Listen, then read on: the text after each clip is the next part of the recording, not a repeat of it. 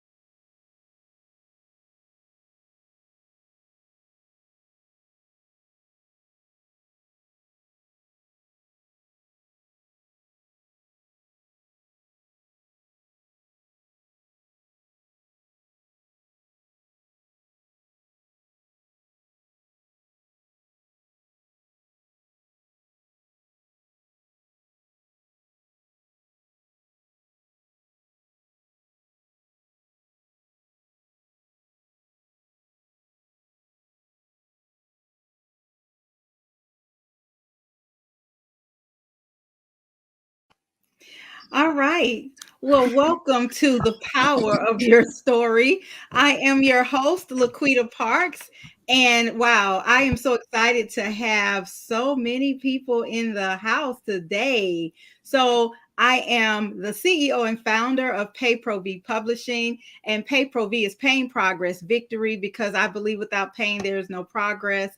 And without progress, there can be no victory. So I help people take their stories from a thought to a realization. And look, honestly, I got a little thrown off because I was looking at the video and I was like, wow, that's my girl, Chanel Coleman Wesley. She is amazing. She is the visionary for She Said Yes to Herself Unapologetically. We are doing a summit in March 7th and 8th. So I'll talk more about that later. But I'm like, okay, wait, is this the power of your story or is this She Said Yes to Herself Unapologetically? I got so pulled in, I was like, I forgot where I was for a minute. So, but I'm LaQuita, and this is the power of your story. So I have some amazing people here with me today. And let me tell you how amazing they are. Hey, Jackie.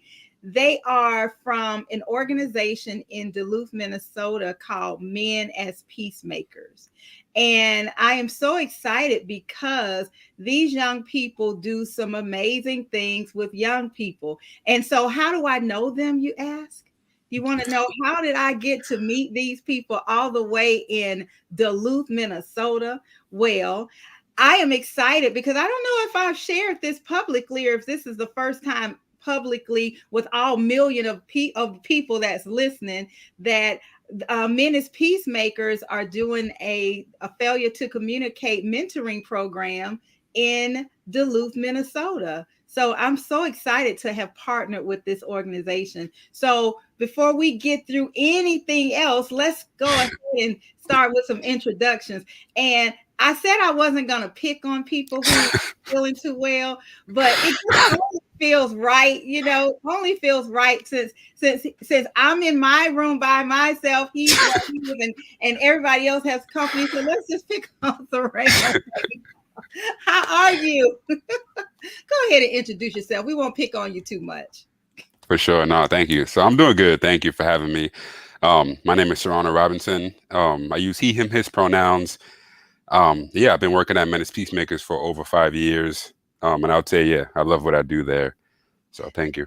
So tell us what is Men as Peacemakers and what's your role? And then we'll introduce everybody else. Right. So in a nutshell, Menace Peacemakers is a nonprofit, like you said, located in Duluth, Minnesota. And we're all about basically trying to end gender-based violence. So when you think of like the word Menace Peacemakers, like a lot of people kind of get like thrown off by it. It's not just men who work with us. So I'll kind of give you like a little bit of history on that. Basically behind the name is like in Duluth, we're looking at men to be more about a part of the solution of violence than to be in the problem. So that's essentially where the name actually came from, is like there was actually 50 to 100 men who kind of came together, noticing after there was a lot of like killings, murders, and like harm from men to women, and they were like, yeah, we got to be a part of this solution, to help women be safe and help children be safe. So that's just a little bit of history on the name.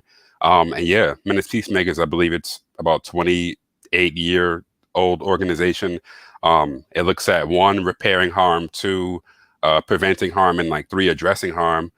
We have multiple programs, and our program is the one that, prevents the harm when you're working with young youth. People tend to ask, like, how do you prevent harm and like violence when you're working with youth? And for MAP, they actually see like the underlying, they think the underlying like fact of violence that we see is racism, sexism, homophobia, the way we see each other, the value, white supremacy, and those things. So when we're working with young youth, it's basically essentially like having them kind of understand like these elements in the way that they can. They're younger kids, a majority of them are 8 to 12, and they haven't had these conversations in school. So a majority of it is through like fun and activities, but a lot of it is kind of talking about race, right? So it's like breaking down the stereotypes and having them kind of see firsthand that like everybody's a value no matter the color. Or if we're talking about communication and consent, talking about how important communication is, and then talking about different forms of communication, having kids kind of understand that there are different ways for people to communicate, just to instill more safety for them. So that's just a little bit about one of the programs that we have. So thank you. You're welcome. I like that, and I'm glad that you cleared that up, because some people think when you hear men, it's like an organization for men, but men as peacemakers is universal. It's men, we all of us doing what we can to make a difference in the lives of others. So I thank you for clearing that up. All right, so let's go to the group over here. We're gonna go my friend Penty. Penty and I have gotten to know each other very well. Penty I love it. I love it. Penty, go ahead and introduce yourself and tell everybody who you are and what brought you to Menace Peacemakers and what's your role there. Yeah, I know work has given me a good excuse to get on the phone with you, Miss LaQuita, or send emails back and forth. Yeah, my name's Penty Hanlon.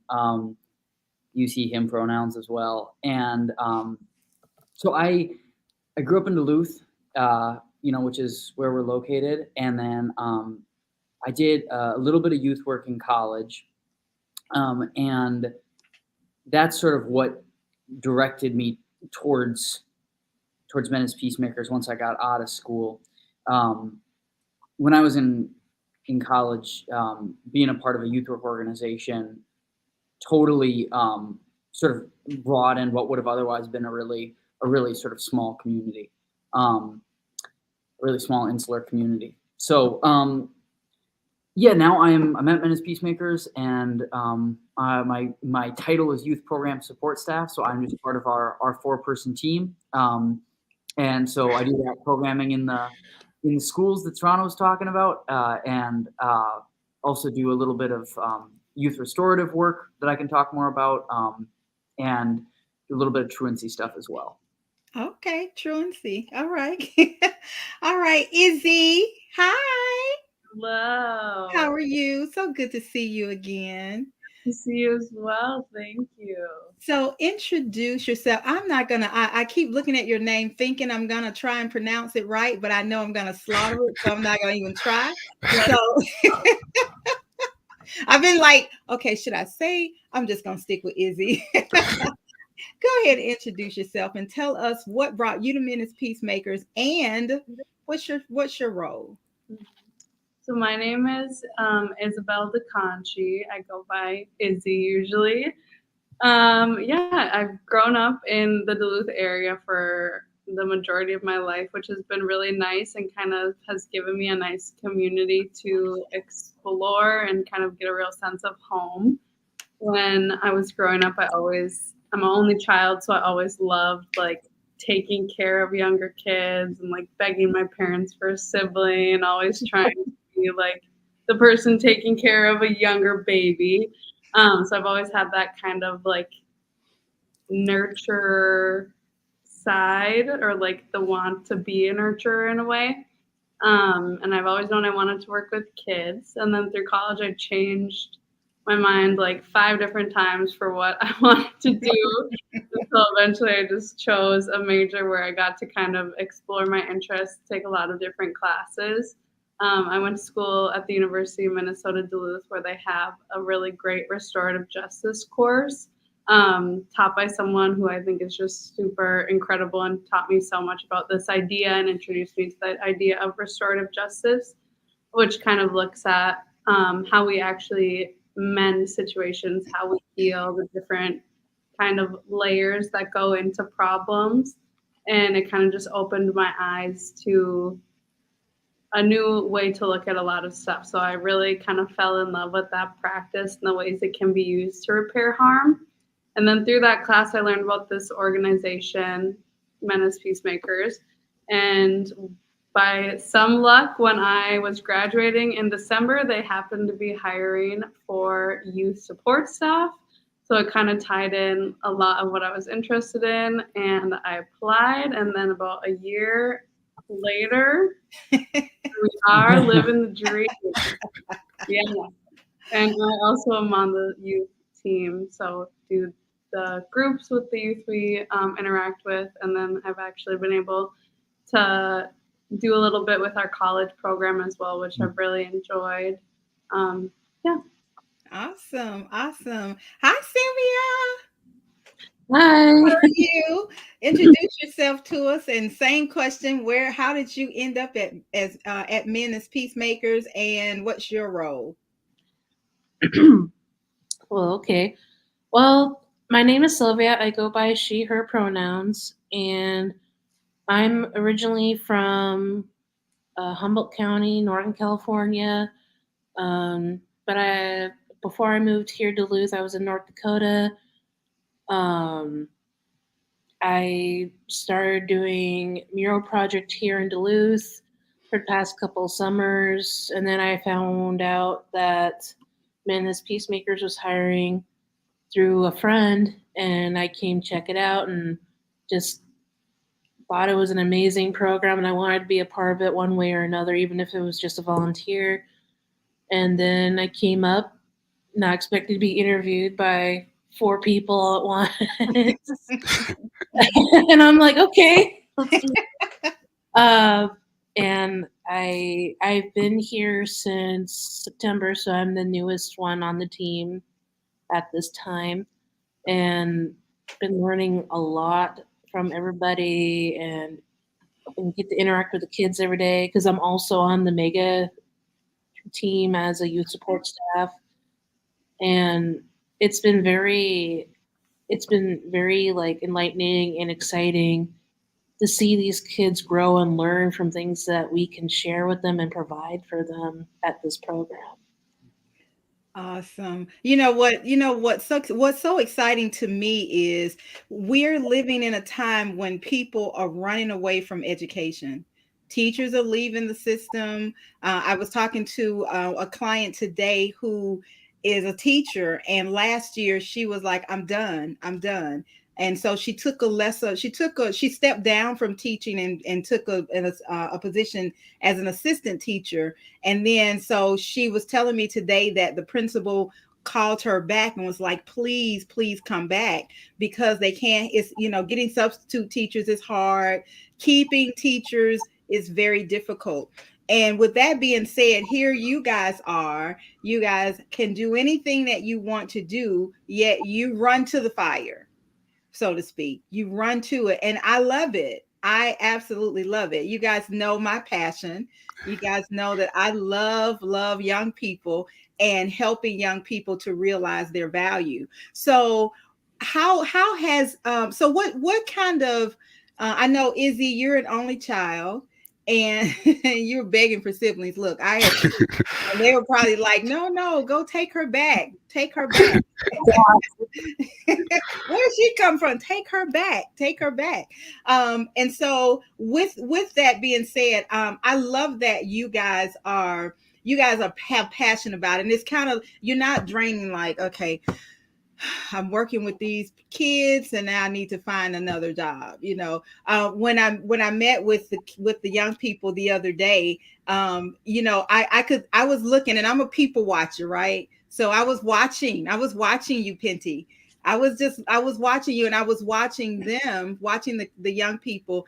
And I like the fact that they had questions, and they were like, sometimes you get young people who have attitudes, and that's teenagers, period. We've all gone through that. All of us have gone through that. But as I was watching, I love the very first question. How does this benefit my life? How is this writing this? How is this going to benefit my life? And the young lady that said, well, what is this? What do I say? What is this? How does this look on my college application? I love that, because it says to me that her mind is focused on what's next.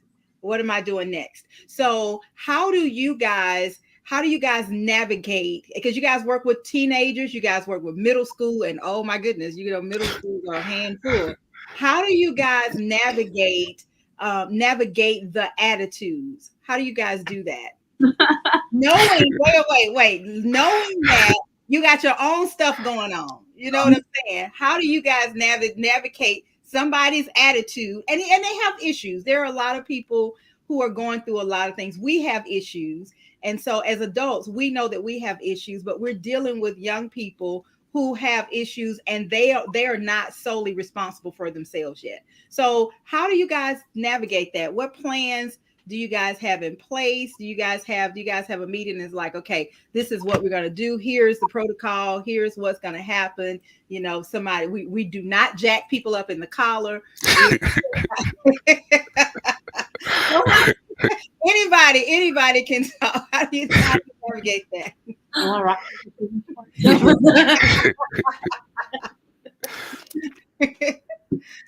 Well, I can only say my experience of that is that, I mean, it's a little trial by fire for me. I'm kind of learning what I think my default is maybe to let a little too much slide.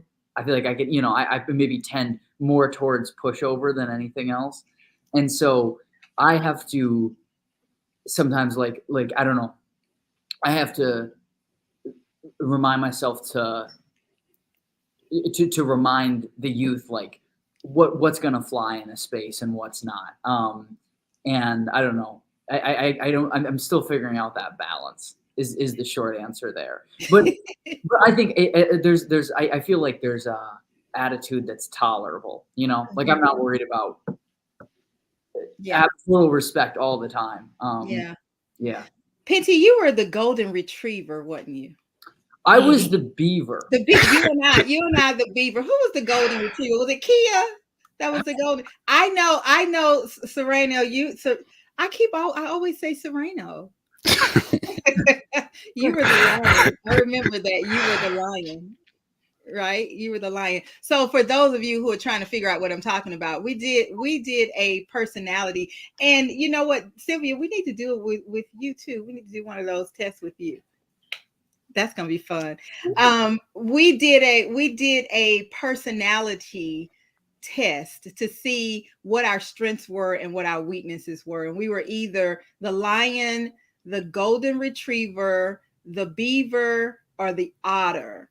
And I think Penty, you and I were the same. We had the same person. I think I had a little lion and a little beaver. I think. I think I had a little bit of both. I'm a little bit lion, not much golden retriever, a little bit, so we all have one end of the spectrum or the other. So Izzy and Sylvia, how do you guys navigate the teenage attitude? I would say, and a lot of times there's like a certain presence of attitude that I feel like is a sign of love. Like I would be a little bit more Like if someone didn't come in and make fun of like the shoes you're wearing or the music we're listening to or something, like that's almost an indication that like, okay, we're doing a good job. Like they feel comfortable around us. Mm-hmm. So in those cases, it's like welcomed. There are also times where it's definitely not, and kind of like Penny said, like I have no idea what I'm supposed to do in those situations. But I think one thing our team does a really good job of is even when meeting that attitude with like a sense of discipline, it's not an abuse of power. So it's still really treating that youth like a person, trying to come at a calm level of like, what's going on today? Like, you're not usually like this. Is there something going on? Like, do you need a minute to sit out here? Should we go for a walk? First meeting them with that. And then, I mean, there have been instances where like none of that works. The kids are not having a good day. Stuff going on outside. And I actually have gone to get people like that work at the school and that work with these students a lot more and deal with the discipline, because there are times where it becomes disruptive to other students that we're working with, where it does need to be taken a little bit more seriously. So it really just depends on the case, and kind of what feels right in that moment and what kind of relationship we've built with that student to see what we're able to kind of get to. Ah, you said a key word. I'll come back to that in a minute. What about you, Sylvia?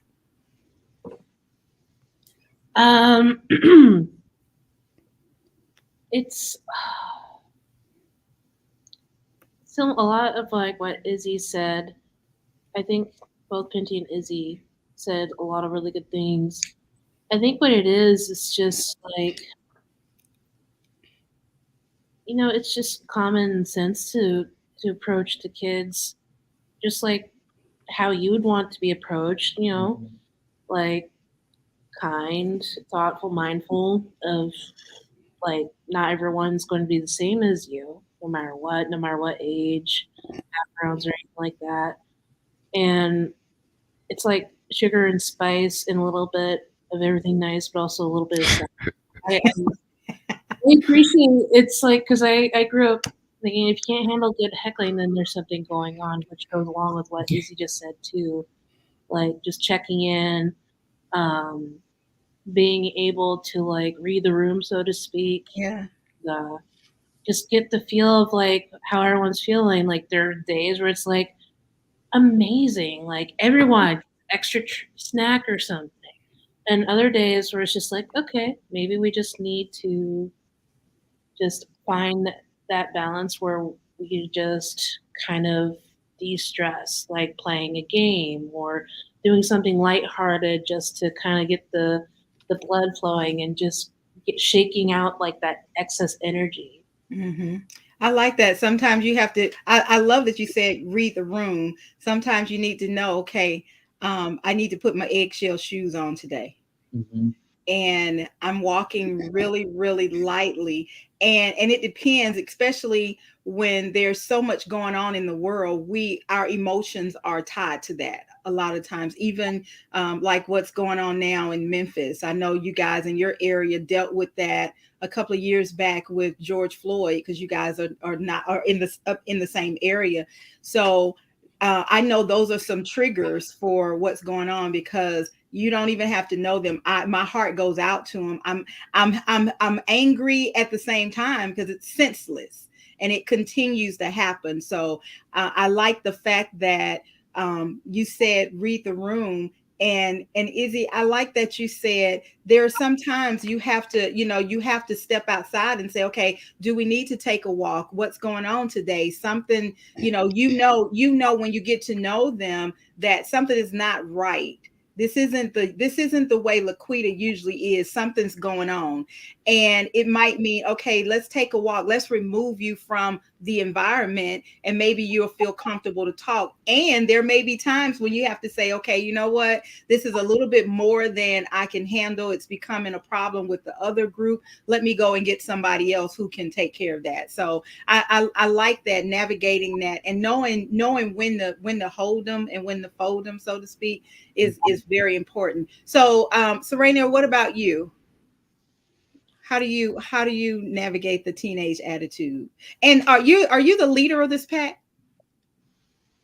Yeah. So You were hesitant. Penny's like, yep. He is. yeah, no. So for me, it's just about like kind of like the passion that I have like for the youth. I feel like when you love somebody, it's like about understanding like the entire full scope of who they are. Most importantly, understanding that like 9 times out of 10 or 10 times out of 10, like the things that they're going through or the reasons of which like they're feeling this way is actually not about you, right? Like there can be a giant problem and like you being like, in my opinion, like selfish as a person and be like, well, what am I doing? Or immediately thinking that it's you. Um, for a lot of people, like, and especially young kids, it's things that are outside of the school, outside of things that which you talk about. So for me, I immediately take like a step back, like just out of love, because I'm like, I don't think this is about me, and it never really is. It's about what they have going on. And our team does really great at like having meetings. So we'll actually meet every Monday. We debrief as a team, and I think like most importantly for us, like we don't ever leave the room on some like the kid is a problem. We leave the room on how do we like connect better with that child? Like how do we come back? Like that honestly, like that's my like part of like frustration. It's never ever like the kid at all. Like and that's like just the love I have for them. It's always like, all right, bet. How do I do that better? Like how do I connect in a different way? Kind of like what Izzy and those folks were saying. Like how do I know what things to say, what things not to say? Like it's also like a line of knowing like, we come in and we joke about, clothes and, movies, and we're like a little bit older than them. So we have that like dope conversation where we joke, but then there's also like a serious line. And I think like a part of that line too is like letting them know, like, I think they're at the age of respect to where you can let them know where things are disrespectful as well. Like I'll be like, I understand like everything that you're going through, like 1,000%, and I'll always be here for you. But I don't think that I deserve that, like, that disrespect. I never disrespect you. So I'm also somebody who's like really real in a sense. Like I have no problem with like keeping it real with somebody. I feel like they deserve that, like me as a person. So I would tell them and also like kind of take that step back as well. Like I would tell them and just be like, yeah, I'm here for you to support you. But I also didn't like that. I feel like there's benefits in that.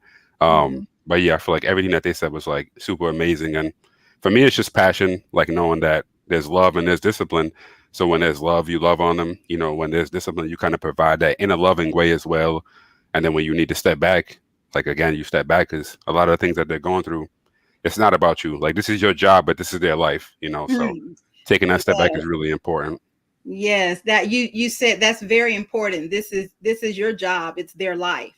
And the one thing about that is that you have you guys sit in an amazing seat. You have an amazing opportunity to make a difference in their lives. You can, as teachers, and you guys are teachers, as teachers, you have an opportunity to make a difference and to affect their lives for the rest of their lives. Just like you, I think we talked about that. You can remember your favorite teacher. You can remember what the defining moment in your life was. You can remember, Miss Smith from the second grade. I remember Miss Epps. I remember Miss Lawson, my 7th grade teacher. I remember those teachers, and I remember the good ones, and I remember the mean ones. I remember the ones who were stern and who made a difference, so much so that now, some 40 years late, well, some 30 years, some 20, last week, I remember. I remember that, and I remember what they said, when they said it, and how they said it, which affected my life in a positive way. So you guys sit in an amazing seat. So I want to ask, and anybody can answer at any time.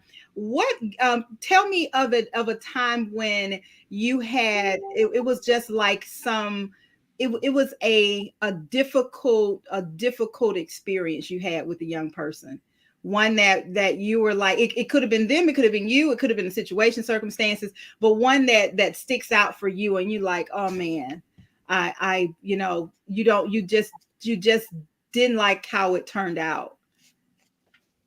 And if you can't find anything, that's great.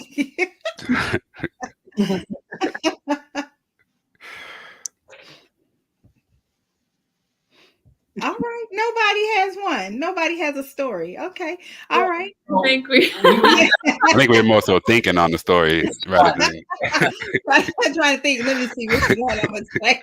Which one I'm gonna talk about. There are a lot of. So while you're thinking about that, let me ask you guys a question. So I have a friend who is his name is Calvin Mann, and he has an organization called Encourage Me I'm Young. So he's doing a smash suicide campaign.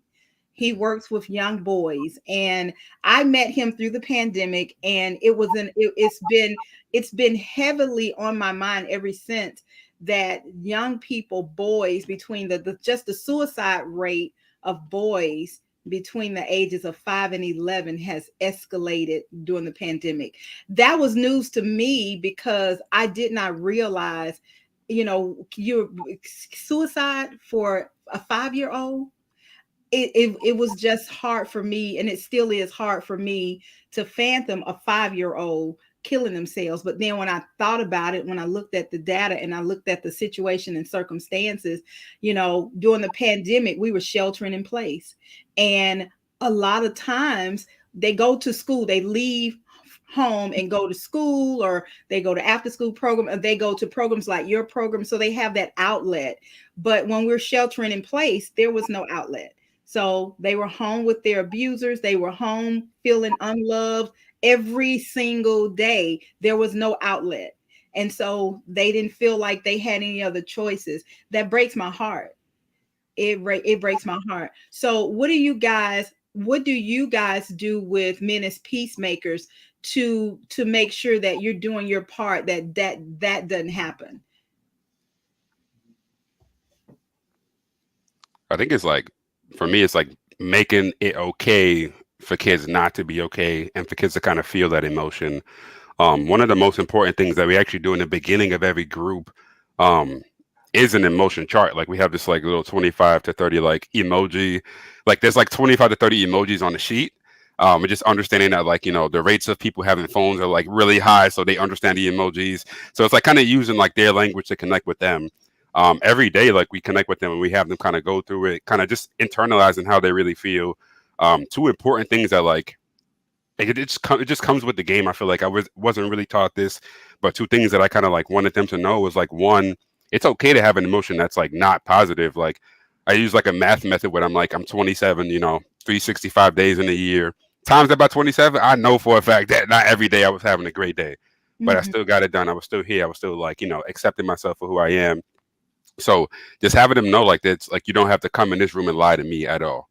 You don't have to come in here and shade it. You don't have to come in here and, like, be somebody you're not. I'll support you no matter how you're feeling, no matter how you're feeling. And it's okay to have more than one emotion at the same time. And if it does arise, like, honestly, like, talking about it. So ironically, this actually came up a couple of years back when I was like with a different group, but the same organization. And it was around a time where like a YouTuber kind of like made a joke about like suicide. Um, in a particular way, where this YouTuber is and was like very, very like highly like subscribed, right? Like, everybody knew who he was. So the kids already knew like the vibe about who he was. And so one day we had this kid in middle school who kind of just came in one day, like super gray, like, in a sense. Usually this, like, when you know your kids, it's like, usually they're like, super energetic. They're like upbeat, it's all love, and you understand that. But this day he just kind of wasn't feeling it. So I kind of was asking him, like, is there something going on? Like, you're usually not, you know, like, feeling this gray, and, I'm here to talk to you if you need to. And he kind of just told me about like his feelings about watching that video, um, kind of just internalizing his actual feelings for like just suicide awareness, like people actually go through that, how people feel. So the next week, what we did was we actually just had a like an open conversation about, like, as much as we can, like, understanding that, like, we're not in the school system. We also understand that, like, school systems, sadly, like, and I hope I say this the right way, but school systems like have a way of like choosing what they can talk about with their students. Right. And sadly, we're not teachers, so we also have to like watch our step. But for me, I'm here for like the student first. So like, if the student kind of brings it up, I'll say, well, like, that's a youth-led conversation, and then we can like kind of have conversations about that. So we did, and I talk as much as I can. I'm not somebody who tries to talk like outside of like the realm of what I know. I just talked about, like, yeah, like, having feelings of inadequacy, like being put down, all these things, like, and supports that come around it. Like, being able to have support in your community, have support in your family. So I'd say, like, when it comes up, we definitely kind of talk about it as much as we can, and in that order of like trying to respect the schools and the system. But I think I agree with you, like just being able to support them, being able to be there and say, I see you. It's okay to have these emotions. I feel like a lot of the times, like, it's a shutdown of the emotion and not knowing how to deal with it. Like, if I can't be this emotion, if I can't, like, how do I deal with it? Right? Like, how do I be with this? So I think it's just about internally supporting them in whatever they need. And if that means like asking them, like, what can I do for you? And literally listening to what they need. It's just doing that too. I like that. I like the emotions chart. I like that. And you're right. The schools are different. They're governed by certain, certain rules and regulations, and it's a whole lot. It's a political thing too. So they're governed by the politics, and when you're working in a school and you're working under, you have to abide by their politics and their rules. But I totally agree with you. When it's child led, it's child led. If they're asking the question, sometimes time is of the essence. You cannot put them off. If they're asking the question, especially a question about that, there are no holds barred for me. That's probably why I don't work in the school system. That's probably why I created my own program, so I can pack up my little rolling book bag and walk out when I need to. They can kick me out and I can move on to somebody else who needs my help. So I'm not throwing anything at any teachers. You guys, somebody has to take care of those babies. And there are programs like my program and men as peacemakers who go where we're needed. So I appreciate that. So let me ask you guys, tell me an experience you had with a favorite teacher. Who was a favorite teacher? What do you remember about your favorite teacher? Come on now. You have so many stories, you can't think of one. Well, I have a couple different favorite teachers, but I think one that stands out was my sophomore English teacher. His name was Mr. Carroll. And it's like it wasn't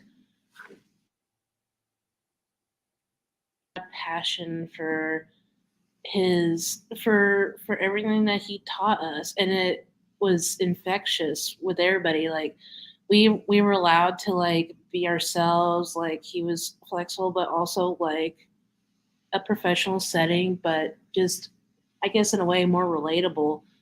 And it just he helped open our eyes to like other worlds. Like we read some pretty like intense books like The Power of One, which is based in South Africa, and basically just a lot of he helped us dissect it, so it allowed us to think about the underlying currents and everything outside of all that.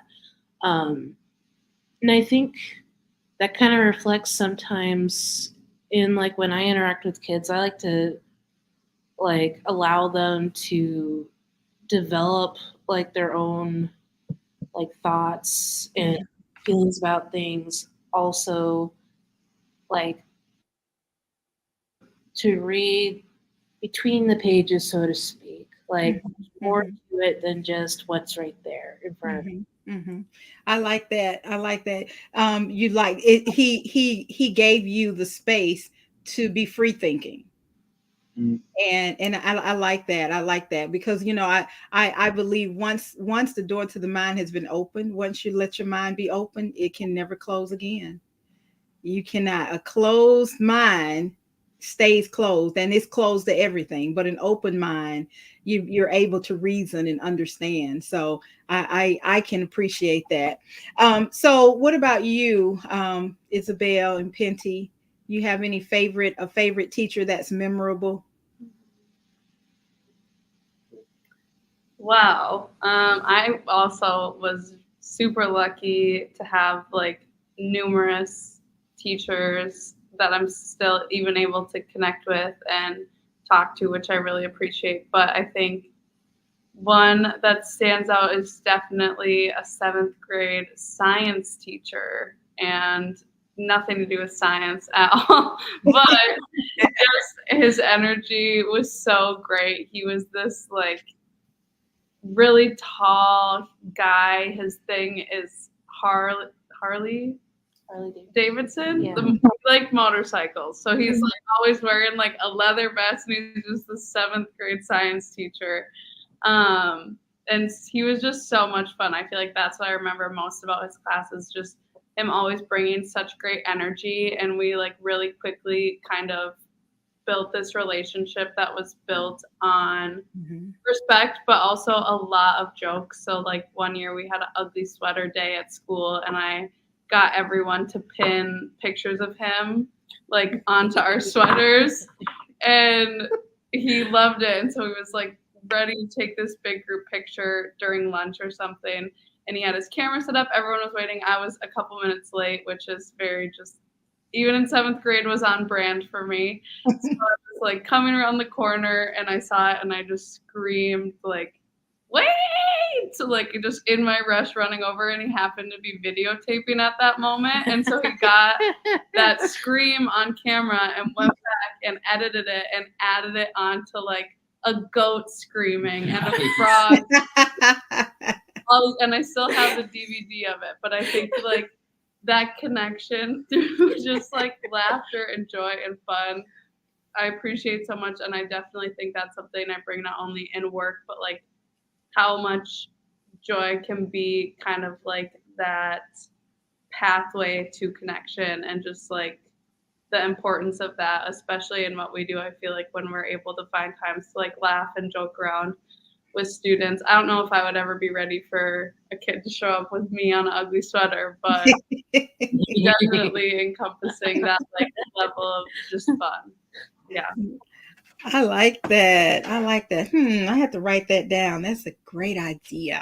Yeah, we're gonna have to That's a great idea. What about you, Penty? Yeah, I'm trying to pick one. I think I would definitely. I couldn't go without mentioning an elementary school teacher of mine, John Bushy, who has since passed, and he was like a Houdini enthusiast, like a Harry Houdini enthusiast, and he really mathy dude, and so he was like he had like escapes that Houdini had done and stuff like that. Like that was his thing. But I just remember. I remember, among a bunch of other good things, him encouraging me. We were doing sort of like a model of I think of like human organs, and I had come up with a way to model that, sort of an interactive way to model this. This is also on brand, and I just remember afterwards him saying to me and to the class, being like, "Hey, you just set the bar really high." And of course, it was like glowing, in that moment. I guess if there's just a broad category, before I move on from John Bushy was also a big Bob Dylan fan. And if you have any questions about Bob Dylan, you can ask Serrano about those.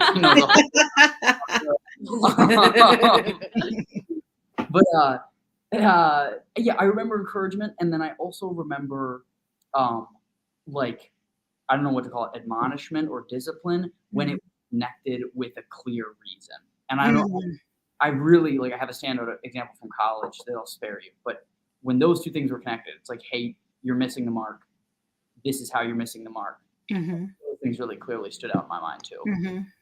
Yeah. Oh, I love that. I love that. It's that there's nothing like trying to give instructions to a child and they have no idea, or trying to discipline. They have no idea what happened, what they're doing. And that's why things always have to be age appropriate. Just because somebody is a certain age and you think they know, you have to make sure that you break it down as best you can, because I always say young people don't have the mental capacity, a lot of them, the mental capacity to understand and reason as an adult. That's why they're children. So it has to be broken down, even though sometimes there are some that seem more mature than others and definitely look more mature, it does not mean that they are. So I like being able to break it down in a way that they will understand, what's going on here. And sometimes some of that discipline is like, or the lack of is like they have no idea what's going on. And when there are things that are happening, especially when they're younger, it comes out in tantrums and tears because they can't articulate.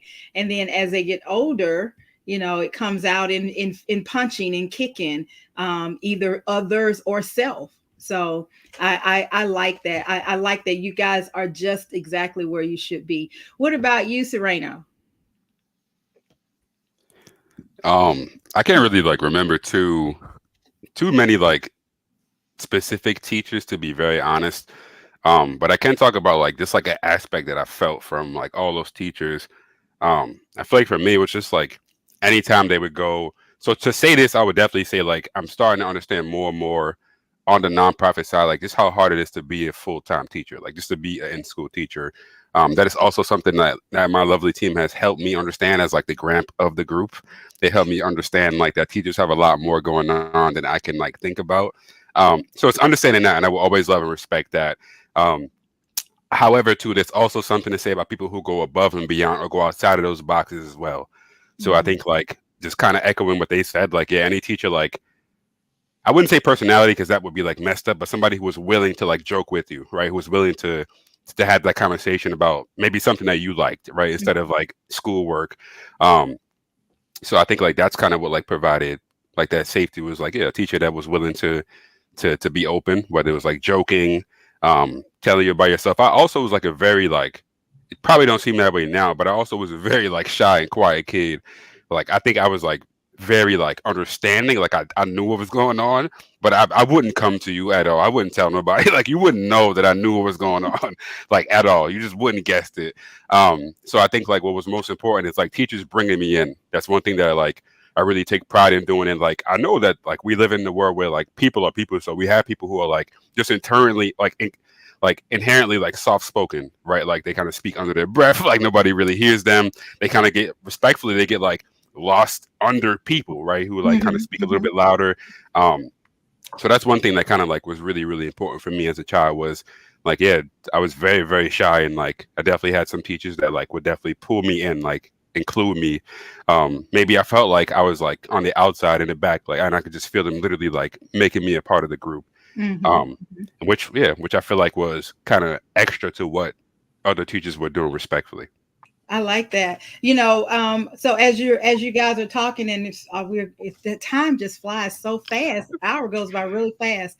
I wanted to ask you guys, since you're talking about inclusion, and how are you guys navigating? How's it going with the writing? How are the kids? How are you guys navigating? And I think I threw out when I met the other day that you guys can get in on this writing thing too. That would be amazing. So how is that going? And thank you so much. I'm excited to see what the group comes back with. I gave them a little assignment, and I can't wait to see what they come back with when we meet again. And I'm gonna kind of throw that out and give you guys the same assignment. So so you guys, I want you guys to give me an introduction paragraph too. So, and I want you guys to wow me. So when I read it, I'm like, I want more. I want more. So when we meet again, you guys include your paragraph in there for me. And you know what? You guys can make it personal. For them, it's a little outside of their scope because it's a group activity, but I'd like for you guys to make it personal. So that's my assignment. I'm assigning you guys an assignment. And Sylvia, you and I need to get together so we can do a personality test, and just a fun. It only takes about 5 minutes to see where you are. I'm curious. I kind of almost can think. I kind of think I know, but we'll let the record show. We'll schedule that. But so how can, if somebody's wanting to connect with you guys for the program Menace Peacemakers, or connect with you personally, what kind of things do you guys do outside of Menace Peacemakers? What do you guys do for fun? You have hobbies? What do? because this is not your whole life. If it's your whole life, please don't let it be your whole life. Because everybody has to have some downtime. So what kind of things, what kind of hobbies do you guys do? Anybody? This is a harder one than the with the students. Wait, if that's the case, y'all got a tyrant. Are you being a tyrant? Oh, it's Toronto. Yeah, so are you being a tyrant? They don't have any. No. They're all at the office, and you didn't let them go home. Trust me. I encourage leaving and hobbies. As much as it seems like I don't right now, I definitely encourage getting away from the office. For sure. Really? And they all sit in the office. So what kind of things do you guys do? Do you guys like to do for fun? I like to watch shows a lot. I've gotten into reading, crocheting. I've been dabbling with crocheting. Yeah, trying to figure out like how to be an adult. I think is adulting right now. Okay. It's like, what can we do that isn't go out with my friends? So we're working on that. Okay, that's good. What about you, Sylvia? Well, I work on do art projects and activities off on the side. Like I just finished a 4-foot by 8-foot canvas. Oh wow, you have to send me a picture of that so I can see it. Yeah, I'm just glad that it's over. It's like, because when I work on my artwork, I tend to process a lot of different things, and this one, it's inspired by a tragedy in 1854 or 1850s. Mm-hmm. And it was kind of intense, but I'm glad that I did it. But I'll share a picture of it with you. Another thing is that I like nature. I like grounding myself out there, like going swimming or just looking at some of the rocks. Just getting from city life, I guess. So it gets warm enough to go swimming? Oh yeah. There's a hole in the ice. No. Don't let them lie to you. Just a chilly. That's all. I know that I saw pictures of the lake. What is it? Lake Erie? It's not Lake Erie. I'm sorry. Lake what? Superior. Lake Erie is somewhere else. That's another place. So I've seen it. I've seen those pictures. It's beautiful, and I'll have to live vicariously through the pictures because nobody. No. My body is not made for it. My body is having a hard time in 30-degree weather, but no. A minus in front, it does not work for me. That doesn't work for me. So, Pinty, what do you like to do for fun? Oh man. Wish you asked me that like 3 years earlier when I could have given you like what's really cash. What I do for fun is what if the youth are going to roast me and guess what I do for fun? Actually, what I do for fun. I like to like go for walks at night. I'm getting into woodworking. You have got to calm down, man. You have got to calm down. Wild and crazy life you have. Right. That's what I'm saying. Yep. Yeah, no, but I like to be outside. I really am like getting into woodworking a little bit. I like to draw, and Sylvia has given me the opportunity to, there's an artist space in our building that Sylvia uses. And I've gotten to go up there a couple times and create. There's some like cubicle decorations kind of in the works. Oh, yeah. Awesome. Yeah. You guys should send me some pictures. They maybe they'll appear in a book or a book cover or something. So send. All right, mister, what about you? For sure. Yeah, I'd like to say I'm pretty active. Like I like playing basketball. I love working out. I also like reading as well. have like this weird like thing where like my two favorite books are like none of the same, like Captain Underpants and then like The Alchemist. So like that just helps you like get a little bit of scope of who I am. But I'm also somebody like I think I just like doing a variety of things. Like I know I complain or I joke about the weather, but I love like seasonal activities. I got a chance to go downhill tubing and I love skiing. So I think like I'm just kind of one of those people where like I make fun out of what I have. So in the wintertime, I'll ski. I love to like, do anything downhill. Like, it's cold, but you kind of get a little warmth going at a high speed. Um, and then yeah, any in the summertime, just walking, tai chi, basketball, working out. I also love playing like video games as well too. A lot of my younger cousins are like really active like in that way. So just being able to connect with them too. Awesome. So there has to be balance. I absolutely thank you guys for being here. It has been a pleasure. I am enjoying working with you guys. I had a great time meeting the young people the other day, and I look forward to seeing their work. I can't wait to hold the book in my hand, their project in my hand. So I'm excited about that. You guys are an amazing group. I talk about you guys all the time. So if your ears are always burning, it's because somebody over here in Georgia is talking about you guys. And by the way, you guys are always welcome to come on this end. Anytime. I don't think this year it surprised us because it got down to 8 degrees on Christmas. So I've never seen that in my lifetime.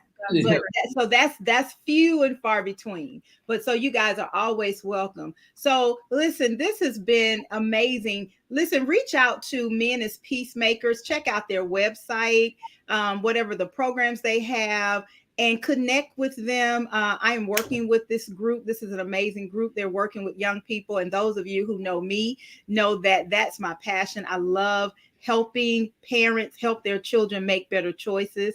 And I love helping young people understand their why, helping them to realize what that why is and molding them and guiding them in that. And writing is important. Writing is very, very important. So this has been the power of your story. And so I believe that 100% of everybody living and dead has a story. So no matter where you are in your story writing journey, I can help you take that story from a thought to a realization. So if you're writing, if you're trying to figure out, I have a story, but I don't know how to get started, reach out to us. We can help you get started. If you have already started writing your story and you find yourself stuck, we can also help you get unstuck. And if you have written and you're ready, it's like, okay, I've written my story, LaQuita, and I'm ready to get it published. Send it to us. Let us review it for you. We will provide written feedback and let you know whether that story is ready to be published. If it is, we will publish it for you. If it's not, we will offer you some coaching and development to help you get that story ready for publishing. So somebody is waiting. Somebody is always waiting on the other end of your story so that they can get healing from their story. And listen, if you guys are interested, there is She Said Yes to Herself Unapologetically Summit. We are looking for speakers. If you're interested in being a speaker, you want to speak about you have a message on finance, on women empowerment, on health and wellness, on self-care. This is for men and women. Okay. So we want to know how you said yes to yourself. So you can register for the She Said Yes to Herself Unapologetically Summit at www. It's right there at the bottom of the screen. She said yes to herself.com. And for anybody who sends a message now, who's listening and says, I'm in, I got a free ticket for you to the so you guys can do it too if you want to type I'm in. You guys, if somebody wants to do it, type it in the chat. I'm in. I have a ticket. I'm giving away 2 tickets tonight to the She Said Yes to Herself Unapologetically Summit. And if you want to be a speaker, reach out to us. Same website, she said yes to herself.com, and sign up to be a speaker. We will be giving away swag bags. You get an opportunity. Now, this is a 2-day summit, so your $25 registration gets you in both days for the summit. also, you get a chance to go to the after party. Okay, there's an after party, and if you want to upgrade your ticket to a VIP, you also get a chance to go to the mixer, get a chance to mix and mingle with the sponsors and the VIP speakers. So, guys, thank you again so very much. I will be in touch with you. This has been amazing. I love what you do. Listen, keep doing what you do. And when things get a little sketchy and you start to question your why, remember what led you to men as peacemakers. Remember those teachers who instilled something in you that you can't forget about.